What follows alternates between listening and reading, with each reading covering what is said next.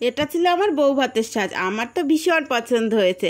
আর সব থেকে বড় কথা হলো আমার এই খাট সাজানোটা আমার মনের মতো সাজানো হয়েছে, মনের মতো। আর আমার দুঃখের বিষয় হলো একটাই, আমার ফোনে না বেশি একটা ভিডিওই করতে পারিনি, কিন্তু একটাই আশা, ওই ক্যামেরার ভিডিওগুলো যখন দেবে তখন দেখা যাবে। তো এরপরে আমার এই পরের দিন হয়েছিল এই যে নিয়ম কাজ যেগুলো যেগুলো করতে হয় সেগুলো শ্বশুরবাড়িতে করে দেওয়ার পরে আমরা চলে আসছিলাম অষ্টমঙ্গলাতে। তো অষ্টমঙ্গলাতে এসে এই যে দেখো মামির সাথে আমার বর পুরো একদম পিঠে বানানোর সরঞ্জাম যেগুলো আর কি ওই গুঁড়িগুলো চালছে, আর আমিও একটু চেলে দিচ্ছিলাম। তারপরে এদিকে আবার চুষি পিঠা কাটা হচ্ছে আর পুলি পিঠা, এগুলো তো আমরা পুলি পিঠাই বলি। তারপরে এই যে সরা পিঠা বানানো হচ্ছে, মানে নতুন জামাই এসেছে, শাশুড়িরা মিলে কত কিছু করছে দেখো। আর সরা পিঠে গুড় দিয়ে ভিজানো, আহা হা হা। এই যে হচ্ছে আমার বরের প্লেট, একদম দেখো সাজিয়ে গুছিয়ে দিয়ে দিয়েছে, আর বরবাবু খেতে একদম ব্যস্ত, কিন্তু আমি কোথায়, আমি তো নেই।